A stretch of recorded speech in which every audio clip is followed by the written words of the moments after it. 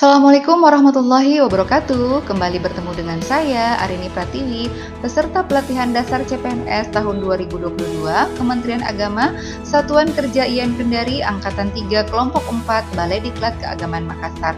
Pada kesempatan kali ini, kami akan mempresentasikan resume agenda kedua, yaitu harmonis, loyal, dan adaptif. Dalam Kamus Besar Bahasa Indonesia, kata harmonis bersangkut paut dengan mengenai harmoni, seia sekata.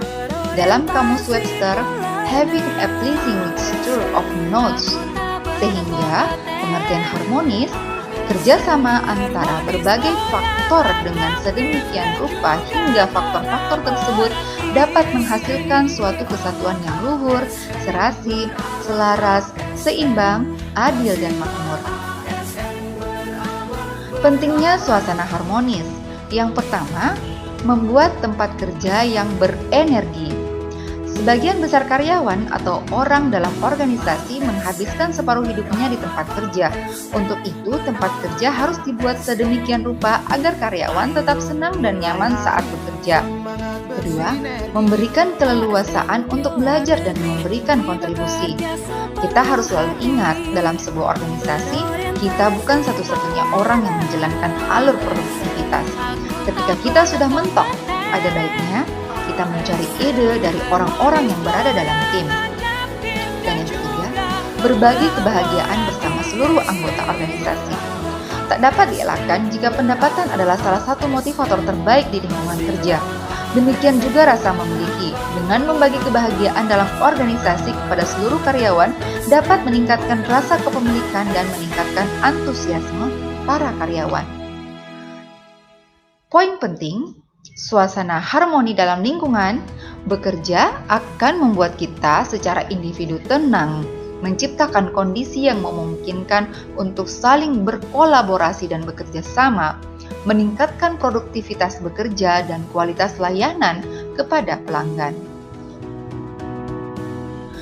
Panduan etika seorang ASN harmonis sebagai individu dalam organisasi dan masyarakat, yaitu harus mengubah mindset dari penguasa menjadi pelayan, mengubah mindset dari wewenang menjadi peranan, mengubah mindset menyadari bahwa jabatan publik adalah amanah yang harus dipertanggungjawabkan dunia dan akhirat. Peran ASN mewujudkan budaya harmonis.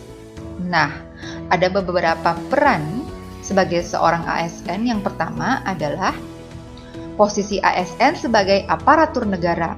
Dia harus bersikap netral dan adil. Yang kedua, ASN juga harus bisa mengayomi kepentingan kelompok-kelompok minoritas dengan tidak membuat kebijakan, peraturan yang mendiskriminasi keberadaan kelompok tersebut. Yang ketiga, ASN juga harus memiliki sikap toleran atas perbedaan untuk menunjang sikap netral dan adil karena tidak berpihak dalam memberikan layanan. Yang keempat, dalam melaksanakan tugas dan kewajiban, ASN juga harus memiliki gemar menolong, baik kepada pengguna pelayanan, juga membantu kolega ASN lainnya yang membutuhkan pertolongan. Kelima, seorang ASN harus menjadi figur dan teladan di lingkungan masyarakatnya. Bagaimana dengan kode etik harmonis? Ada 3 poin penting yang perlu diperhatikan. Yang pertama, menghargai setiap orang apapun latar belakangnya. Kedua, suka menolong orang lain. Ketiga, membangun lingkungan kerja yang kondusif. Beralih kepada nilai berakhlak lainnya, yaitu loyal. Loyalitas adalah suatu hal yang bersifat emosional. Bagi seorang ASN, kata loyal dimaknai sebagai suatu kesetiaan terhadap cita-cita organisasi dan kepada negara kesatuan Republik Indonesia. Kata kunci loyal bisa disingkat kode KONASAP. Ko untuk komitmen, D untuk dedikasi, Ko untuk kontribusi, Nah, untuk nasionalisme dan SAP untuk pengabdian. Komitmen yang bermakna perjanjian atau keterikatan untuk melakukan sesuatu atau hubungan keterikatan dan rasa tanggung jawab akan sesuatu.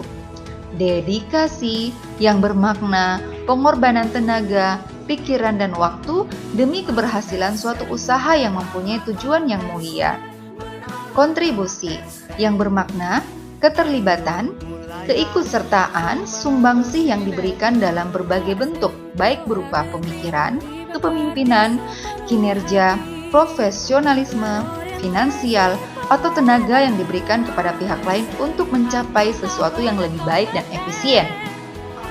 Nasionalisme bermakna suatu keadaan atau pikiran yang mengembangkan keyakinan bahwa kesetiaan terbesar harus diberikan untuk negara, atau suatu sikap cinta tanah air atau bangsa dan negara sebagai wujud dari cita-cita dan tujuan yang diikat sikap-sikap politik, ekonomi, sosial, dan budaya sebagai wujud persatuan atau kemerdekaan nasional dengan prinsip kebebasan dan kesamarataan kehidupan bermasyarakat dan bernegara. Pengabdian yang bermakna perbuatan baik yang berupa pikiran, pendapat, ataupun tenaga sebagai perwujudan kesetiaan, cinta, kasih sayang, hormat, atau satu ikatan, dan semua itu dilakukan dengan ikhlas.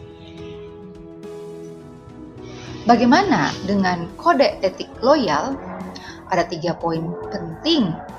Yang pertama, memegang teguh ideologi Pancasila, Undang-Undang Dasar Negara Republik Indonesia tahun 1945, menjaga nama baik sesama ASN, pimpinan instansi dan negara, menjaga rahasia jabatan dan negara.